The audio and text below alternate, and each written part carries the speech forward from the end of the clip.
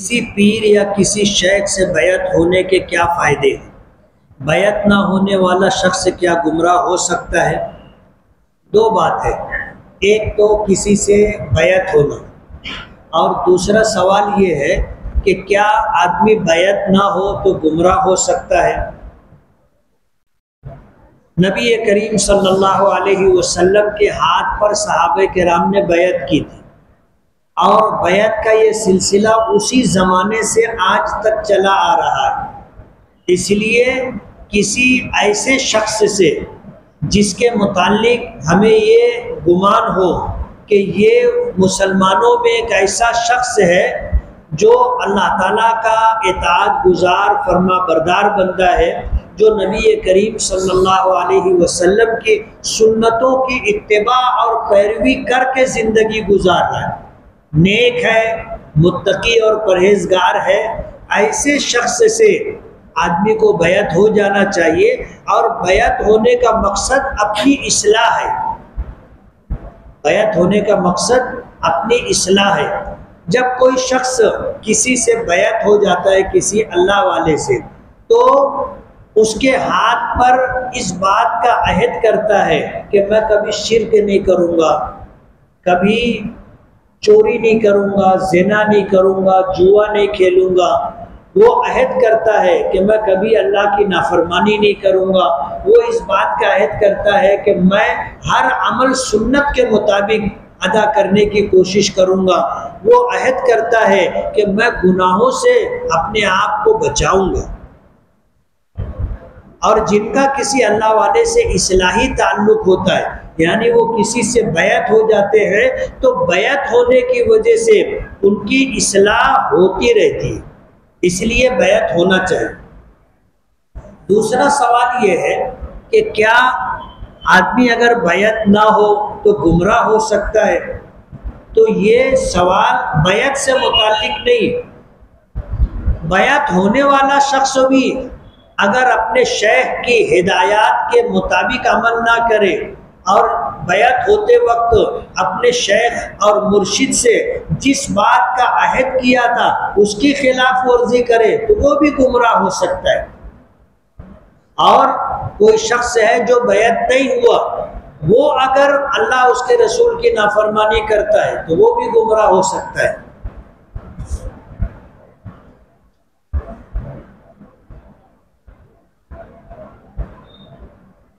किसी ने पूछा है कि आप बयान और दर्स में अक्सर ये कह देते हैं कि अभी तफसील में जाने का मौका नहीं।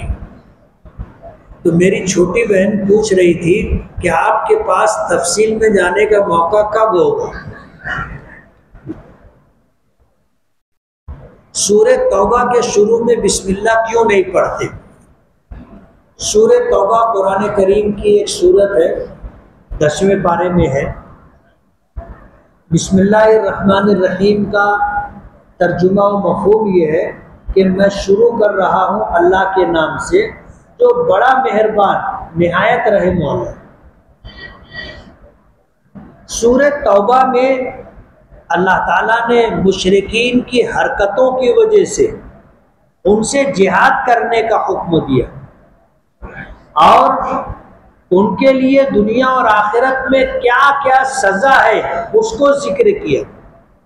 इसलिए उलमा फरमाते हैं कि सूरह तौबा में अल्लाह ताला ने अपने गज़ब का, अपने अज़ाब का तज़किरा किया है और बिस्मिल्लाह में अल्लाह के नाम के साथ अल्लाह की सिफत रहमान और रहीम, बहुत रहम करने वाला, बहुत मेहरबान, ये लफ्ज़ है। इसलिए सूरह तौबा के शुरू में बिस्मिल्लाह नहीं पढ़ी जाएगी, सिर्फ औज़ु बिल्लाह, क्या औज़ु बिल्लाहि मिनश शैतानिर रजीम, बराअतुम मिनल्लाहि व रसूलिही।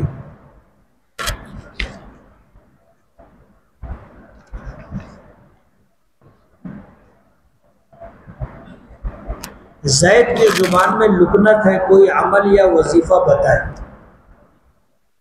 उलमा ने लिखा है कि अगर किसी की ज़ुबान में लुकनत हो तो वो ज़मीन से कोई छोटा कंकर चने के बराबर उठा ले, उसे अच्छी तरह धो करके पाक और साफ़ कर ले और उसको अपने मुंह में रख करके 7 मरतबा सूरह फातिहा पढ़े।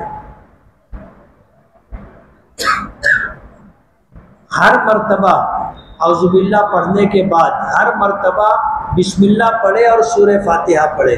इस तरह 7 मर्तबा सूरह फातिहा पढ़े, फिर वो कंकर मुंह से निकाल ले और बिस्किट पर या रोटी पर उसी कंकर के ज़रिए सूरह फातिहा लिखे।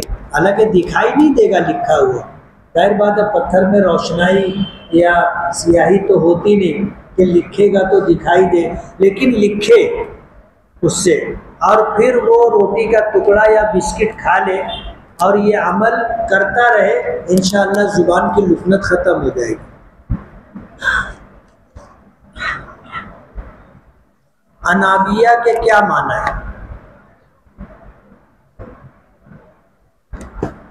अनाबिया एक तो ऐन के साथ है और एक अलिफ के साथ है, इसको हमजा कहेंगे अलिफ के साथ। दोनों का माना और मफहूम अलग है। अनाबिया जो अलिफ के साथ आता है उसके माने अल्लाह की तरफ रुजू करने वाली, इसे हम कहते हैं इनाबत इल्लाह, अल्लाह की तरफ रुजू होना। और जो अनाबिया ऐन के साथ है उसके कई माना आते हैं, उसमें से एक माना ये है कि फूल का गुलदान।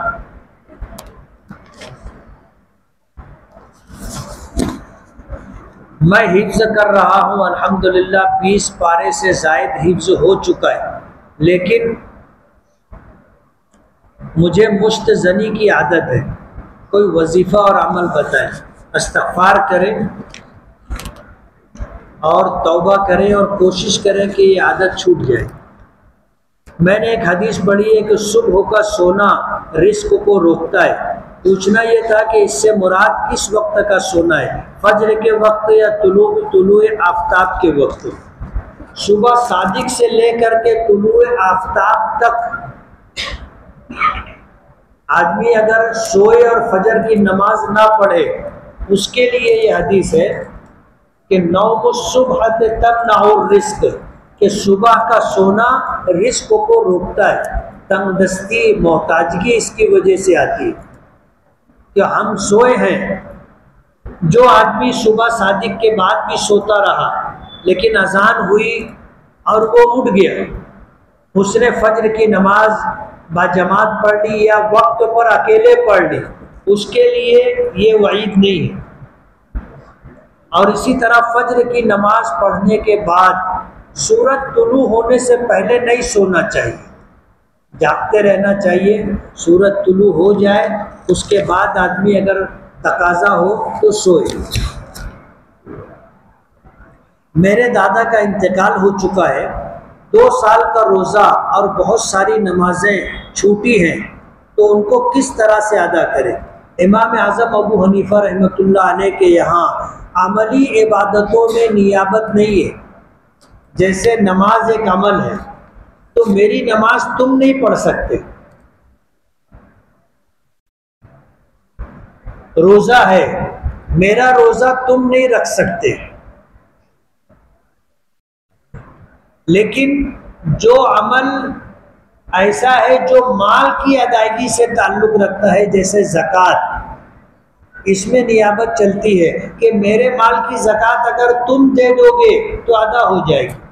जैसे बीवी के पास जो ज़ेवरात होते हैं उनकी ज़कात उमूमन शौहर अदा करता है तो ज़कात अदा हो जाएगी। इसी तरह हज है जिसमें अमल के साथ साथ माल खर्च करना भी है। अगर कोई किसी दूसरे की तरफ से हज बदल करना चाहे तो कर सकता है।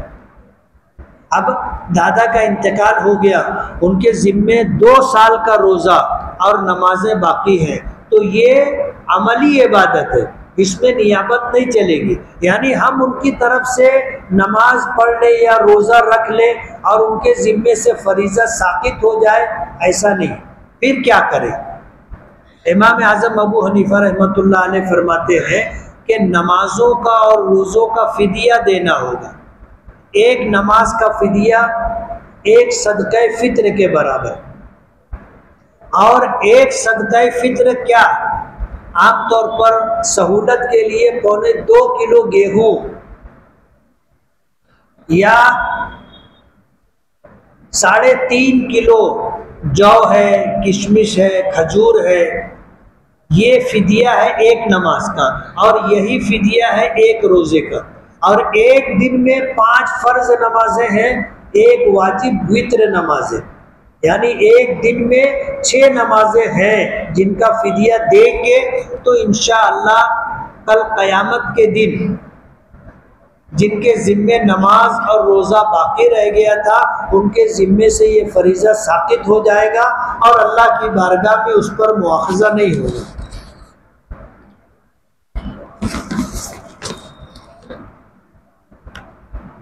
हमारे एक रिश्तेदार ने फांसी लगाकर खुदकुशी कर ली है, जिसकी वजह से चंद रिश्तेदारों ने उनके घर से रिश्ता नाता ख़त्म कर लिया है। तो उन रिश्तेदारों का ये अमल कैसा है, क्या वो गुनहगार होंगे? खुदकुशी करना गुनाह कबीरा है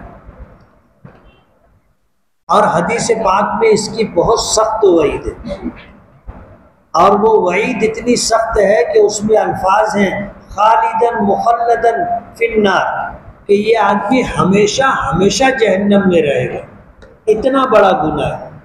अगरचे उलमाए अहले सुन्नत वल जमात का अकीदा ये है कि वो आदमी हमेशा जहन्नम में नहीं रहेगा, जब तक अल्लाह पाक चाहेंगे जहन्नम में रहेगा, और फिर जब अल्लाह पाक चाहेंगे उसको जहन्नम से निकाल कर अगर उसके पास ईमान है तो उसको जन्नत में दाखिल कर देंगे। तो खुदकुशी करना गुनाह कबीरा है, और जाहिर बात है गुनाह कबीरा करने वाला शख्स, ज़िना करना भी गुनाह कबीरा है, झूठ बोलना भी गुनाह कबीरा है, जुआ खेलना भी गुनाह कबीरा है, नमाज ना पढ़ना भी गुनाह कबीरा है, रोज़ा ना रखना भी गुनाह कबीरा है, ज़कात ना देना ये भी गुनाह कबीरा है, हज फ़र्ज होने के बावजूद हज ना करना ये भी गुनाह कबीरा है।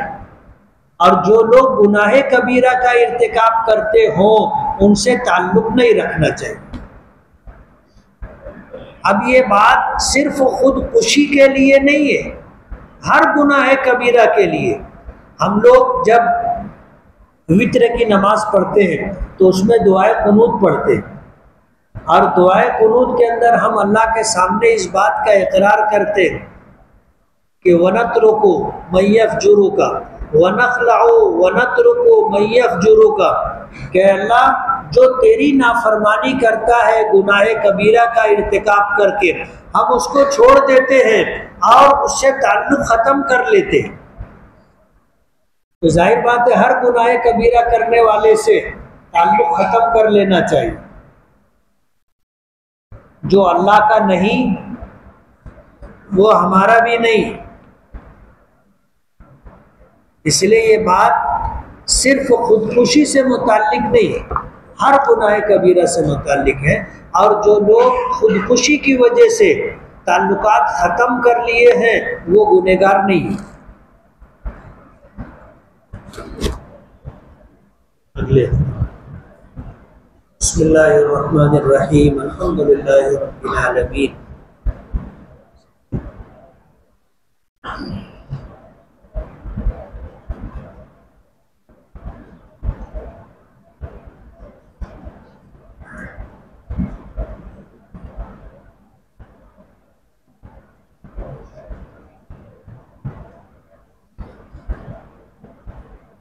रहमतिक या